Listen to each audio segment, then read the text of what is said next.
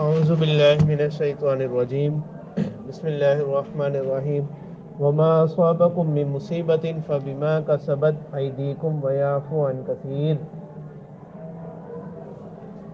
اللہ تعالیٰ یہاں سے ایک ضابطہ بیان کر رہے ہیں کہ جو کچھ بھی تمہیں کوئی مصیبت پہنچتی ہے، کوئی آزمائش پہنچتی ہے، کوئی تکلیف پہنچتی ہے، فبما کسبت ایدیکم، وہ تمہارے اعمال کے سبب سے ہے۔ جیسے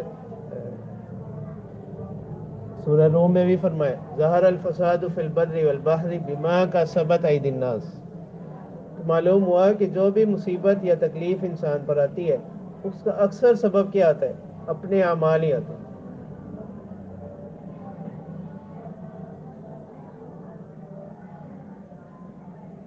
وَيَعْفُو عَنْ كَثِيرٍ، اور اللہ تعالیٰ کی شان کرم تو یہ ہے کہ وہ بہت سی چیزوں کو تو اللہ تعالیٰ ویسے ہی کیا کر دیتے ہیں؟ معاف فرما دیتے ہیں۔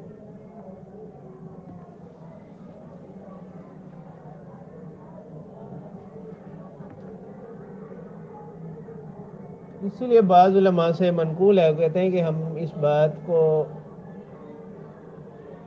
نہیں جانتے مگر اس کے سوائے اس کے کہ اگر کوئی شخص قرآن مجید پڑھ کر بھول جائے، اس کے علاوہ کوئی سبب نہیں ہوتا ہے کہ کوئی نہ کوئی گناہ ہوتا ہے، اسی کی بدولت اللہ تعالیٰ اس نعمت کو اس سے کیا کر لیتے، چھین لیتے۔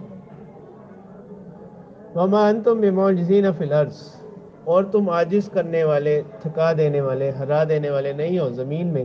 وَمَا لَكُم مِّن دُونِ اللَّهِ مِن وَلِيٍّ وَلَا نَصِيرٍ، اور نہیں ہے تمہارے لیے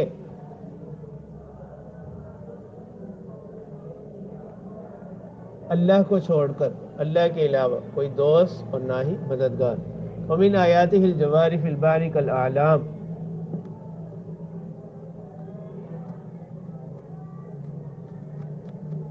اور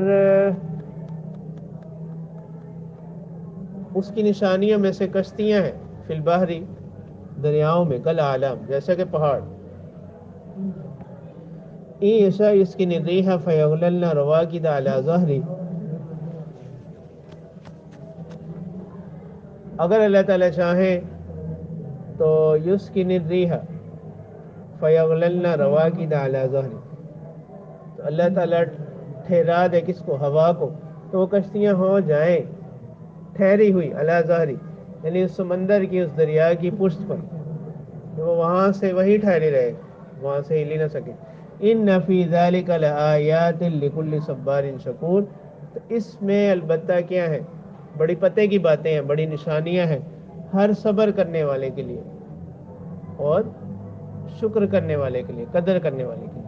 او یوبقہن بما کسبوا ویعفو عن کثیر، یہ اللہ تعالیٰ کیا کر دے؟ ہلاک کر دے ان کو ان کے اعمال کی وجہ سے، ویعفو عن کثیر، اور بہت سوں کو اللہ تعالیٰ کیا کر دیتے ہیں؟ معاف فرما دیتے ہیں۔ یعنی اللہ تعالیٰ کی شان کرم ہے کہ وہ ہر گناہ کا مواخذہ بندے سے نہیں کرتے۔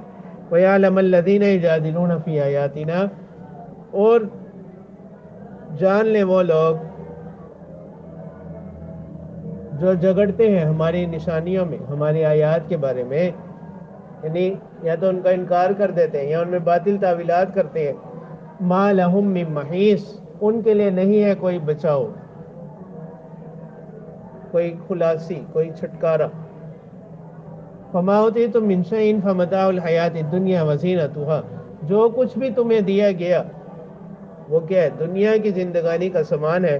وَمَا عِندَ اللَّهِ خَیْرٌ وَأَبْقَىٰ لِلَّذِینَ آمَنُوا، اور جو اللہ کی ہاں وہ بہتر ہے اور باقی رہنے والا ہے ان لوگوں کے لیے، لیکن وہ کس کو ملے گا؟ ان لوگوں کے لیے جو ایمان لائے، وَعَلَىٰ رَبِّهِمْ يَتَوَکَّلُونَ، اور ایمان لانے کے بعد وہ اپنے پروردگار ہی پر بھروسہ کرتے، یعنی آخرت کی کامیابی کی جو بنیادی شرط ہے وہ ایمان ہے، اور اس سے مزید درجات کے لیے کیا ہے؟ اعمال، اور اس سے مزید درجات کے لیے یعنی دوسرے درجے میں تو فرائض و واجبات کی پابندی ہے، اور اس سے مزید درجات کس کے ذریعے سے بڑھیں گے؟ مستحبات سے، نوافل سے، سنتوں پر عمل سے۔ والذین یجتنبون کبائر الاثم والفواحش واذا ما غضبوا هم یغفرون، اب اللہ تعالیٰ فرما رہے ہیں کہ ان کی نشانیاں یہ ہیں، پہلی تو ان کی علامت یہ ہے کہ وعلی ربہم یتوکلون، ان کی پہلی صفت یہ ہے کہ وہ اپنے پروردگار پر بھروسہ کرتے ہیں۔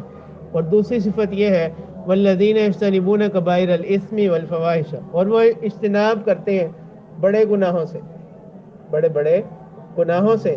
اب اس میں فواحش بھی داخل تھے، لیکن ان کی اہمیت کی وجہ سے ان کو الگ سے کیا کیا ذکر فرمایا گیا، والفواحش، اور برے اعمال سے، بری باتوں سے۔ تو فواحش کی تفسیر بعض مفسرین نے زنا اور مقدمات زنا سے بھی کی ہے، کہ بڑے بڑے گناہوں سے بچنے کے ساتھ ساتھ وہ زنا سے بھی بچتے ہیں، وہ کہ اسی میں بھی بڑے گناہوں میں بھی شامل ہے، لیکن خاص طور پر اس کو لہذا ذکر کیا گیا اس کی خصوصیت کی وجہ سے۔ وَإِذَا مَا غَضِبُوا هُمْ يَغْفِرُونَ، اور جب وہ غصے میں ہوتے ہیں تو ایسا نہیں ہوتا کہ وہ مغلوب آ جائے، بلکہ وہ غصے پر غالب رہتے ہیں۔ جیسے حدیث مبارکہ میں بھی آتا ہے نا کہ انما الشدید الذی یملک نفسہ عند الغضب، طاقتور تو وہ شخص ہے جو غصے کے وقت اپنے آپ پر کیا رکھے، قابو رکھے۔ یا حدیث مبارکہ میں آتا ہے کہ بہترین گونڈ جو بندہ پیتا ہے وہ غصے کا گونڈ۔ وَإِذَا مَا غَضِبُوا هُمْ يَغْفِرُونَ، اور جب وہ غصے کی حالت میں ہوتے ہیں اس وقت بھی وہ کسی سے انتقام نہیں لیتے، وہ کیا کرتے ہیں، معاف فرما دیتے ہیں۔ وَالَّذِينَ اسْتَجَابُوا لِرَبِّهِمْ، اور وہ لوگ جو اپنے رب کی فرما برداری اختیار کیے ہوئے ہیں، ان کا ایک وصف تو یہ ہے۔ وَأَقَامُوا الصَّلَاةَ، اور ایک صفت ان کی ہے نمازوں کو قائم رکھتے ہیں، نمازوں کو قائم رکھیں۔ وَأَمْرُهُمْ شُورَىٰ بَيْنَهُمْ، اور ایک خاصیت ان کی، ایک صفت یہ ہے کہ ان کے آپس کے معاملات جو ہوتے ہیں وہ مشورے سے طے پاتے ہیں۔ یعنی جیسے حدیث مبارکہ میں بھی، احادیث میں اس چیز کی تعلیم دی گئی کہ کوئی بھی اہم کام، اہم بات، اس کے اندر مشورہ کرنا، یہ کیا ہے، سنت ہے۔ اور جس سے مشورہ کیا جائے وہ بھی اس بات کا پابند، پہلے تو یہ دیکھا جائے کہ اس چیز کا اہل بھی ہو، پھر جب وہ اگر اس سے کوئی مشورہ کرے تو وہ دیانتداری کے ساتھ صحیح مشورہ دے۔ وَمِمَّا رَزَقْنَاهُمْ يُنْفِقُونَ، اور ان چیزوں میں سے جو ہم نے ان کو رزق دیا، ينفقون، وہ خرچ کرتے ہیں۔ والذین اذا اصابهم البغی هم ينتصرون، اور جب ان کو اصابهم البغی، کوئی شرارت، کوئی سرکشی پہنچتی ہے، هم ينتصرون، تو وہ کیا کرتے ہیں، بدلہ لیتے ہیں۔ یعنی جب ان کے ساتھ کوئی برا کرتا ہے تو وہ اس کا کیا کرتے ہیں، بدلہ لیتے ہیں۔ وَجَزَاءُ سَيِّئَةٍ سَيِّئَةٌ مِثْلُهَا، اب اس کا ضابطہ بیان کیا جا رہا ہے، وہ کیا ہے، وَجَزَاءُ سَيِّئَةٍ سَيِّئَةٌ مِثْلُهَا، اگر کسی نے کسی کے ساتھ کوئی برا کیا تو اس کا بدلہ یہ ہے اسی کے مثل برائی، اسی کے مثل برائی۔ وَجَزَاءُ سَيِّئَةٍ سَيِّئَةٌ مِثْلُهَا، یعنی برائی کی جزا اسی کے مثل ہے۔ جیسے سورہ نحل میں بھی اللہ تعالیٰ فرماتے ہیں وَإِنْ عَاقَبْتُمْ فَعَاقِبُوا بِمِثْلِ مَا عُوقِبْتُمْ بِهِ، کہ اگر تم کسی سے بدلہ لو تو اسی قدر جس قدر تمہارے ساتھ کیا کی گئی، زیادتی کی۔ یعنی شریعت نے یہ تعلیم دی کہ اگر کسی نے بدلہ لینا بھی ہے تو اس بدلے پہ بھی یہ کیا نہ کرے، حد سے تجاوز نہ کرے۔ اب اس میں کس کی حق تلفی ہوگی، ظالم کی۔ ضابطہ تو یہی ہے، ضابطہ یہی ہے، لیکن یہ بھی ان جگہ، ان کاموں میں ہو سکتا ہے جہاں اس کی اجازت ہو۔ مثلا اگر کسی نے کسی کے ساتھ زبردستی کسی کے ساتھ کوئی گناہ کیا ہے تو وہاں یہ نہیں کہا جائے گا کہ وہ بھی اس کے ساتھ کیا کر لے گا، وہاں اور سزائیں ہوں گی، ٹھیک ہے۔ اگر زبردستی کسی نے کسی کو شراب پلا دی تو وہاں بھی یہ نہیں ہوگا، یہ ضابطہ نہیں ہوگا۔ تو ضابطہ تو یہی ہے، لیکن اللہ تعالیٰ فرماتے ہیں فمن عفا واصلح، کہ جو معاف کر دے، واصلح، اور اپنا معاملہ درست کر لے، فاجرہ علی اللہ، تو اس کا اجر اللہ پر ہے، اللہ کے ذمہ۔ تو یہاں مطلق کہا گیا فاجرہ علی اللہ، تو معلوم یہ ہوتا ہے کہ یہاں کوئی اجر کی تعیین نہیں کی گئی، تو یہ اس اجر کی وسعت کی طرف اشارہ ہے کہ جو شخص بدلہ لینے کی بجائے معاف کر دے، اس کا اجر اللہ کے ذمہ. یہاں یہ نہیں بتلایا گیا اتنا اجر اس کو ملے گا. اللہ تعالیٰ نے جب اس کا اجر اپنے ذمہ لیا تو معلوم یہ ہوا کہ جس طرح اللہ تعالیٰ کی شان بلند ہے، اسی طرح ایسے شخص کا اجر بھی اللہ تعالیٰ کی شان سے کیا ہوگا؟ بہت بلند ہو. یعنی اللہ تعالیٰ اس کو بہت بڑا بدلہ عطا کرے. تو اس کو مطلق رکھنے میں معلوم یہ ہوتا ہے کہ اس طرف اشارہ.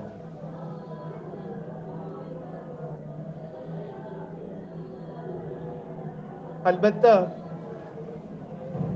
جہاں کہیں کوئی ایسی صورت ہو کہ اندیشہ ہو اس بات کا کہ معاف کرنے سے جو ظالم ہے اس کا حوصلہ اور بڑھ جائے گا، تو وہاں پر بدلہ لے لینا افضل ہے. اور جہاں پر یہ ہو کہ پتہ ہو کہ معاف کرنے سے آئندہ کے لیے شخص کو کیا ہو جائے گی؟ نصیحت حاصل ہو جائے گی، تو وہاں بدلے کی بجائے معاف کرنا کیا ہے؟ افضل ہے. ٹھیک ہے. اسی وجہ سے ابراہیم نخعی رحمہ اللہ فرماتے ہیں، وہ فرماتے ہیں کہ سلف و صالحین یہ پسند نہیں کرتے تھے کہ وہ اپنے آپ کو فساق کے سامنے، فاجر فاسق قسم کے لوگوں کے سامنے رسوا کریں. تو اس لیے جہاں یہ خطرہ ہو کہ معاف کرنے سے ان کی ضرورت بڑھے گی تو وہاں انتقام کیا ہے؟ افضل ہے. انہو لا یحب الظالمین، بس بے شک اللہ تعالیٰ نہیں پسند کرتے ظلم کرنے والوں کو. جیسے حدیث مبارکہ میں بھی آتا ہے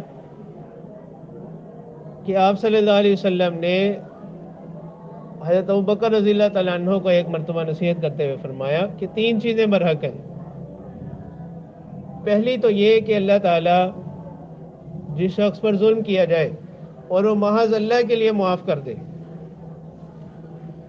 اللہ تعالیٰ اس شخص کو عزت عطا فرمائیں گے. اور دوسرا یہ کہ جو شخص دینے والا ہے، یعنی جو عطا کرتا ہے، تو اللہ تعالیٰ کا وعدہ ہے کہ اللہ تعالیٰ اس کو کیا کرتے ہیں؟ برکتیں اس پر نازل فرماتے ہیں. اور تیسرا وہ شخص جو سوالی ہو، یعنی سوالی کا مطلب یہ کہ وہ ایک تو ہے نا کسی ضرورت کے تحت سوال کرنا، ایک ہے کہ وہ بے مقصد سوال کرنے کو، مانگنے کو اپنی عادت بنا لے. تو اللہ تعالیٰ ایسے شخص کو کیا کریں گے؟ اس شخص کے لیے اللہ تعالیٰ قلت رزق اور تنگی کا دروازہ کھول دیتے. تو یہ 3 چیزیں اللہ کے رسول صلی اللہ علیہ وسلم نے فرمایا کہ یہ کیا ہے؟ برحق ہے. وَلَمَنِ انْتَصَرَ بَعْدَ ظُلْمِهِ فَأُولَئِكَ مَا عَلَيْهِمْ مِنْ سَبِيلٍ. اللہ تعالیٰ فرماتے ہیں کہ جو بدلہ لے ظلم کے بعد فَأُولَئِكَ مَا عَلَيْهِمْ مِنْ سَبِيلٍ، تو ان لوگوں پر کوئی مواخذہ نہیں ہے، بلکہ مواخذہ تو ان لوگوں پر ہے انما السبیل علی الذین یظلمون الناس ویبغون فی الارض بغیر الحق. مواخذہ ان لوگوں پر ہوگا جو ظلم کرتے ہیں لوگوں پر اور ویبغون فی الارض، زمین میں سرکشی کرتے ہیں ناحق. اولئک لہم عذاب علیم، ایسے لوگوں کے لیے دردناک عذاب ہے. یعنی زمین میں سرکشی کرنا، فساد کرنا، یہ تو ویسے ہی کیا ہے؟ برا کام ہے. تو بغیر الحق کی قید لگا کر اس کی مزید قباحت کو کیا کر دیں؟ بیان کر دیں. وَلَمَنْ صَبَرَ وَغَفَرَ إِنَّ ذَلِكَ لَمِنْ عَزْمِ الْأُمُورِ. اور اگر کوئی شخص کیا کرے؟ صبر کرے، وغفر اور معاف کر دے، إِنَّ ذَلِكَ لَمِنْ عَزْمِ الْأُمُورِ، تو یہ بڑے ہمت والے کاموں میں سے ہے، صبر کرنا اور معاف کرنا. وَمَن يُضْلِلِ اللَّهُ فَمَا لَهُ مِن وَلِيٍّ مِّن بَعْدِهِ. اور جس شخص کو اللہ تعالیٰ سیدھی راہ سے ہٹا دے تو نہیں ہے اس کے لیے کوئی دوست اس کے بعد. وَتَرَى الظَّالِمِينَ لَمَّا رَأَوُا الْعَذَابَ. اور آپ دیکھیں گے مشرکین کو جب وہ دیکھیں گے عذاب کو، یقولون هل إِلَى مَرَدٍّ مِّن سَبِيلٍ، تو وہ اس وقت پوچھیں گے کہ کیا کوئی لوٹنے کی طرف راہ ہے، راستہ ہے لوٹنے کا. وَتَرَاهُمْ يُعْرَضُونَ عَلَيْهَا خَاشِعِينَ مِنَ الذُّلِّ يَنظُرُونَ مِن طَرْفٍ خَفِيٍّ. اور آپ دیکھیں گے کہ وہ اس پر پیش کیے جائیں گے، سامنے کیے جائیں گے، خاشعین من الذل، سر جھکائے ہوئے ذلت کے ساتھ، ینظرون من طرف خفی، اور وہ دیکھتے ہوں گے ٹیڑھی آنکھ سے. یعنی جیسے مجرم شخص کی عادت ہوتی ہے نا، جس سے کوئی غلطی سرزد ہو تو وہ چہرہ نیچے کر کے ترچھی نگاہوں سے دیکھتا ہے. وقال الذین آمنوا ان الخاسرین الذین خسروا انفسهم واہلہم یوم القیامہ. اور کہیں گے وہ لوگ جو ایمان لائے کہ حقیقی خسارے والے وہی لوگ ہیں جنہوں نے نقصان اٹھایا اپنا اور اپنے گھر والوں کا قیامت کے دن. یعنی حقیقی خسارہ پانے والے وہ لوگ ہیں جو قیامت کے دن کیا رہیں گے؟ خسارے میں رہیں گے. جیسے حدیث مبارکہ میں آتا ہے نا کہ اللہ کے رسول صلی اللہ علیہ وسلم نے ایک مرتبہ صحابہ سے سوال کیا کہ مفلس کون ہے؟ تو صحابہ نے عرض کیا کہ اللہ کے رسول صلی اللہ علیہ وسلم مفلس تو ہم اسی شخص کو کہتے ہیں جس کے پاس کچھ بھی نہ ہو. تو اللہ کے رسول صلی اللہ علیہ وسلم نے فرمایا کہ حقیقی مفلس تو وہ شخص ہے کہ جو قیامت والے دن اس حال میں آئے گا کہ اس کے پاس بہت سی نیکیاں ہوں گی، لیکن اس نے کسی کو گالی دی ہوگی، کسی کی غیبت کی ہوگی، کسی کو ستایا ہوگا. تو اب اللہ تعالیٰ کی طرف سے اعلان ہوگا کہ جو لوگ اس کے متاثرین ہیں ان کو اس کی نیکیوں میں سے کیا کیا جائے؟ حصہ دے دیا جائے. یہاں تک کہ جب اس کی نیکیاں پوری ہو جائیں گی ابھی بھی لوگوں کے حقوق متعلق ہوں گے، تو اللہ تعالیٰ یہ حکم دیں گے کہ اب ان لوگوں کے گناہ اس پر کیا کر دیے جائیں؟ ڈال دیے جائیں. تو حقیقی مفلس اللہ کے رسول صلی اللہ علیہ وسلم نے فرمایا کہ یہ شخص ہے، ایک تو اپنی نیکیاں بھی گئی اور دوسرا کیا ہوا کہ دوسروں کے گناہ بھی اس پر آ گئے. تو یہی کہا جا رہا ہے کہ ان الخاسرین الذین خسروا انفسهم واہلہم یوم القیامہ، کہ حقیقی نقصان اٹھانے والے تو وہ لوگ ہیں جنہوں نے اپنا اور اپنے اہل کا نقصان کیا قیامت کے دن. الا ان الظالمین فی عذاب مقیم، خبردار آگاہ رہو کہ ظلم کرنے والے قیامت کے دن فی عذاب مقیم، دائمی عذاب میں ہوں گے. وما کان لهم من اولیاء ینصرونهم من دون اللہ، نہیں ہوں گے ان کے لیے کوئی دوست جو ان کو بچا لے، کوئی مددگار جو ان کو بچا لے اللہ سے. ومن یضلل اللہ فما له من سبیل، تو جس کو اللہ تعالیٰ راہ سے ہٹا دے اس کے لیے کوئی راستہ نہیں. تو لہٰذا ان سب باتوں کو جب ہم تمہارے سامنے کھول کھول کر بتلا رہے ہیں، ہر چیز واضح کر دی. استجیبوا لربکم من قبل ان یأتی یوم لا مرد له من اللہ، تو یہ دنیا جو کہ دارالعمل ہے اسی کے اندر اندر کیا کر لو؟ اپنے پروردگار کی دعوت کو مان لو.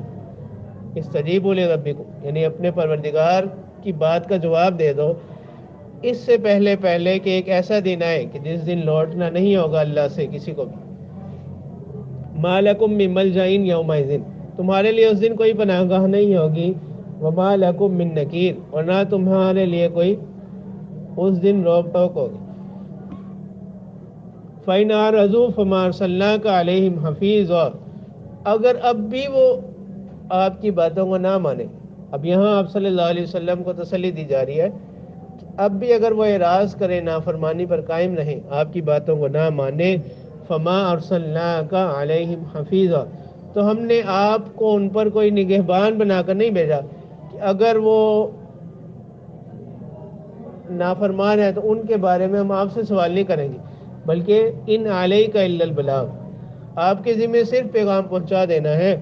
وَإِنَّا إِذَا أَذَقْنَا الْإِنسَانَ مِنَّا رَحْمَةً فَرِحَ بِهَا، اب یہاں سے انسانی فطرت کو بیان کیا جا رہا ہے کہ اور جب ہم انسان کو اپنی جانب سے کوئی رحمت، کوئی مہربانی عطا کرتے ہیں، فَرِحَ بِهَا، وہ اس پر کیا ہوتا ہے؟ خوش ہوتا ہے. وَإِن تُصِبْهُمْ سَيِّئَةٌ بِمَا قَدَّمَتْ أَيْدِيهِمْ فَإِنَّ الْإِنسَانَ كَفُورٌ، اور اگر اسے کوئی برائی پہنچتی ہے اس کے اعمال کے سبب، تو فَإِنَّ الْإِنسَانَ كَفُورٌ، تو انسان کیا ہو جاتا ہے؟ ناشکرا ہو جاتا ہے. للہ ملک السماوات والارض، اور اللہ ہی کے لیے ہے سلطنت آسمان و زمین کی. یخلق ما یشاء، وہ پیدا کرتے ہیں جو چاہتے ہیں. یہب لمن یشاء اناثا، جس کو اللہ تعالیٰ چاہتے ہیں بیٹیاں عطا کرتے ہیں. وَيَهَبُ لِمَن يَشَاءُ الذُّكُورَ، اور جس کو اللہ تعالیٰ چاہتے ہیں بیٹے عطا کرتے ہیں. اَوْ يُزَوِّجُهُمْ ذُكْرَانًا وَإِنَاثًا، یا اللہ تعالیٰ ان کو عطا کرتے ہیں بیٹے اور بیٹیاں. وَيَجْعَلُ مَن يَشَاءُ عَقِيمًا، اور جس کو اللہ تعالیٰ چاہتے ہیں کیا رکھتے ہیں؟ خالی رکھتے ہیں.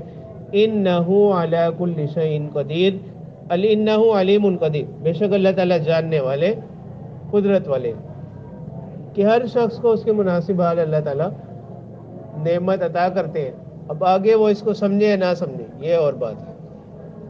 تو یہاں پر جو مؤنث کا ذکر پہلے ہے، یہب لمن یشاء اناثا، تو اس میں بھی اشارہ اس طرف ہے کہ وہ عورت مبارک ہے جس کے یہاں پہلے کیا پیدا ہو؟ لڑکی پیدا ہو. ٹھیک ہے، اور یہ ان کے خاص اہمیت کی طرف اشارہ ہے، یعنی لڑکیوں کے اور مونس کو جو اسلام نے کیا عطا کی، حقوق عطا کی. وما كان لبشر ان يكلمه الله الا وحيا او من وراء حجاب او يرسل رسولا فيوحي باذنه ما يشاء انه علي حكيم. یہاں سے ایک اعتراض کا جواب دیا جا رہا ہے. یہود و مشرکین یہ اعتراض کرتے تھے کہ اگر آپ کہتے ہیں کہ اللہ کے نبی ہے تو آپ کے پاس براہ راست اللہ تعالیٰ آپ سے کلام کیوں نہیں کرتے، آپ اللہ تعالیٰ کو کیوں نہیں دیکھتے؟ تو اس کا جواب ان آیات میں، اس آیت میں دیا جا رہا ہے. اللہ تعالیٰ فرماتے ہیں وما کان لبشر، کہ کسی بشر کے لیے یہ یعنی وہ اس بات کی صلاحیت نہیں رکھتا زمین پر رہتے ہوئے ان یکلمہ اللہ الا واحد، کہ اللہ تعالیٰ اس سے کلام کرے مگر وحی کے ذریعے سے. واحین سے یا مراد کہ اس کے دل میں کیا کر دیں، القاء کر دیں. او من وراء حجاب، یا اللہ تعالیٰ پردے کے پیچھے سے، اور او یرسل رسولا، یا اپنے کسی فرشتے کو بھیج کر فیوحی باذنہ ما یشاء، اور وہ وحی کر دے اس کے حکم سے ما یشاء، جو اللہ تعالیٰ حکم دینا چاہے. انہ علی حکیم، بس بے شک اللہ تعالیٰ جاننے والے بلند ہے اور حکمت والے ہیں. تو یعنی یہ وحی کے یہ تین طریقے، کیونکہ باقی سے زمین پر رہتے ہوئے انسان کی جو قوا ہے، جو اس کی صلاحیتیں، وہ کیا محدود ہے. اور باقی سے اس بات کی نفی لازم نہیں آتی، جیسے بعض احادیث متواترہ سے یہ چیز ثابت ہے کہ قیامت کے دن مومنین کو کیا ہوگی، رؤیت باری تعالیٰ حاصل ہوگی، یعنی جنت میں مومنین کو رؤیت باری تعالیٰ حاصل ہوگی. تو پھر وہی یہی سوال ہوگا، تو اس کا جواب یہ ہے کہ یہاں دنیا میں انسان کی جو قوا ہے، جو اس کی صلاحیت ہے، وہ کیا محدود ہے. تو وہاں اللہ تعالیٰ جنت میں مومنین کو ان کی بینائی کو کیا کر دیں گے، تیز کر دیں گے کہ وہ اللہ تعالیٰ کی ذات کو دیکھ سکیں گے.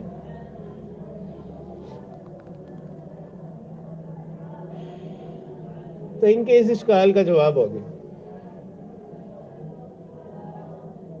وَكَذَلِكَ أَوْحَيْنَا إِلَيْكَ رُوحًا مِّنْ أَمْرِنَا، اور اسی طرح، یعنی جس طرح ہم نے اور پیغمبروں کی طرف وحی بھیجی، اسی طرح ہم نے وحی بھیجی آپ کی طرف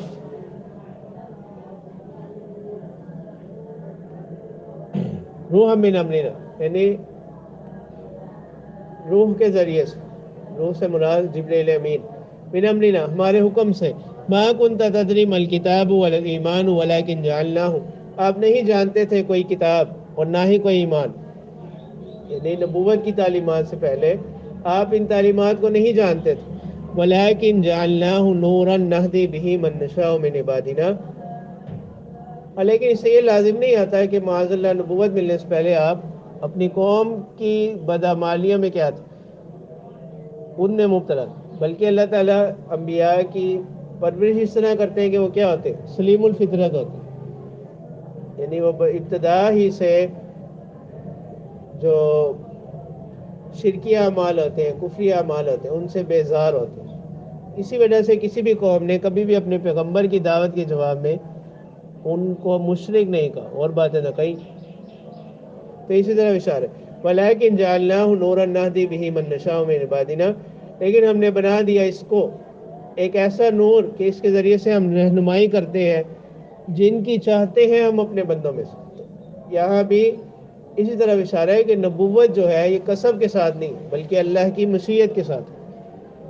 وَإِنَّكَ لَتَهْدِي إِلَىٰ صِرَاطٍ مُّسْتَقِيمٍ، اور بے شک آپ رہنمائی کرتے ہیں سیدھی راہ کی طرف، اور وہ سیدھی راہ کون سی ہے؟ صراط اللہ الذی، اللہ کا راستہ، لہو ما فی السماوات و ما فی الارض، اسی کے لیے جو کچھ آسمانوں میں ہے، وما فی الارض، اور جو کچھ زمین میں ہے. الا الی اللہ تصیر الامور، خبردار آگاہ رہو اللہ ہی کی طرف لوٹتے ہیں معاملات.